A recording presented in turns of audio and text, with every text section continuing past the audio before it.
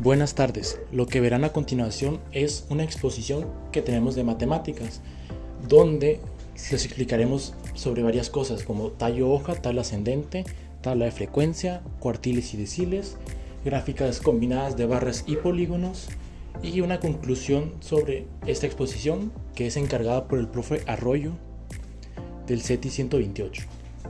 Los integrantes del equipo somos Jaciel, Gael, Joshua y Francisco. Primero se empieza por la tabla ascendente. La tabla ascendente es una tabla hecha con datos ordenados del menor al mayor. O sea que, por ejemplo, nuestra pregunta fue: ¿cuánto dinero gastas en material para jugar fútbol o cualquier otro deporte, ¿no? Muchos pusieron 0 porque no gastan nada y está hasta arriba. Y otros pusieron más dinero, como 1000, 2000, por ahí, y que va hasta abajo porque está ordenada de forma ascendente, o sea, menor-mayor. Y esta tabla nos va a servir para hacer casi que todo lo demás, porque nos hace saber la moda, la media, la mediana, nos ayuda a hacer gráficas y es muy buena para empezar en nuestra exposición. A continuación está el tallo hoja. El tallo hoja está dividido en dos columnas. El lado izquierdo está hecho por las decenas y las centenas que dependen del rango de los números, y el lado derecho está por el resto de los números. Por ejemplo, con nuestra pregunta de cuánto gastan en material, hay dos personas que dijeron 100 pesos. Entonces 10 se pone del lado izquierdo y del lado derecho se pone las veces que se repite el número. O sea, 2 ceros, porque 2 dijeron que gastan 100 pesos. Y con el tallo hoja se pueden hacer muchas cosas. Con el tallo hoja puedes sacar la frecuencia, también puedes sacar la moda, mediana y media. Y también puedes hacer, si la volteas 90 grados, una gráfica de barras que también va a ser importante más adelante. Cálculo del rango, intervalo de clase y ancho de clase. Para obtener el rango era rango igual a dato mayor menos dato menor, que en nuestro caso sería de 7000 menos 0. Para obtener el cálculo de intervalo de clase era clase igual a 1 más 3.3 por 120, intervalo de clase igual a 7.86 igual a 7. Para obtener el cálculo de ancho de clase era rango entre clase igual a 7000 entre 7 igual a 1000. En la tabla de frecuencia muestra un análisis de datos agrupados en intervalos y comienza con el número de clase. Representa la numeración de los intervalos de clase en orden. Cada intervalo corresponde a una fila específica. Es para enumerar las filas. Intervalo de clase define los límites dentro de los cuales se encuentran los datos para clase. Por ejemplo, el primer intervalo es 10 a 1000. El segundo intervalo es 1001, ya que se le suma al 1000 se le suma 1, y así sucesivamente se va a ir yendo hasta el 6006. Después está el límite inferior. Es el menor valor posible en cada intervalo de clase, ajustado según el intervalo. Por ejemplo, para el intervalo de 10 a 1000, el límite inferior ajustado es menos 0.5. Sigue el límite superior, que es el mayor valor posible en cada intervalo de clase ajustado. Por ejemplo, para el intervalo 10 a 1000, el límite superior ajustado es 1000.5, ya que se le sumó el 0.5.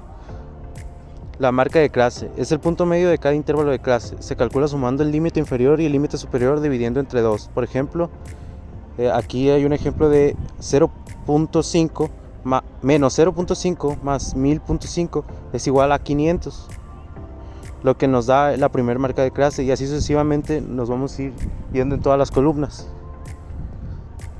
Después sigue la frecuencia absoluta, que muestra cuántos datos se encuentran en cada intervalo. Por ejemplo, en el primer intervalo, que es de 10 a 1000, hay 9 datos. La frecuencia acumulada es la suma acumulativa de las frecuencias absolutas. Indica el número total de datos acumulados hasta ese intervalo. En este caso, en el primer intervalo sería 102. Y ya por último, la frecuencia relativa acumulada en porcentaje es la frecuencia acumulada expresada como porcentaje del total de datos. Por ejemplo, el 102 es el 85% de nuestra muestra, que en total sería 120. A continuación, yo les explicaré sobre la gráfica interpretada. Esta es una gráfica de barras. Es una gráfica con sesgo derecho dividida en dos ejes. El eje X, que es el intervalo de clase, y el eje Y, que es la frecuencia de cada marca de clase. Pues esta gráfica tiene una forma, que es sesgo derecho y forma de J invertida. Estos son otro tipo de gráficas. La de polígono, que es igual a la de barras, pero se usan líneas, y la combinada, que es la de barras y polígonos juntos empalmados entre sí. Medidas de tendencia central. Para ubicar las medidas de tendencia central se utiliza la tabla ascendente. Primero vamos a empezar por la moda, que la moda es el número que más se repite en nuestra tabla, que en este caso sería el 0. Luego estaría la mediana, que es el número que está en la mitad de la tabla, que sería 500. Y luego sigue la media, que es todos los datos sumados y divididos entre 120, que es el total de resultados de nuestra tabla, que en este caso sería entre 700 y 800. Tabla con la ubicación de cuartiles y deciles. En esta tabla podemos observar 8 deciles de color azul y 2 de color verde, ya que están combinados con los 4 cuartiles que son de color naranja. Para calcular los deciles hay una fórmula llamada la fórmula de Stuttgart, que es multiplicar el decil 1 por 120 entre 10 y el resultado es donde se va a ubicar el decil. Para los cuartiles es la misma fórmula, solo que en vez de dividirlo entre 10 hay que dividirlo entre 4. Conclusión. Esta presentación destaca temas como la organización de datos mediante tablas, ascendente y tallo hoja, y el cálculo de medidas de partición como deciles y cuartiles. En resumen, el trabajo realizado cubre todos los aspectos claves del análisis estadístico, desde la organización y visualización hasta la interpretación detallada. Esto garantiza una comprensión integral de los datos y su representación tanto numérica como gráfica.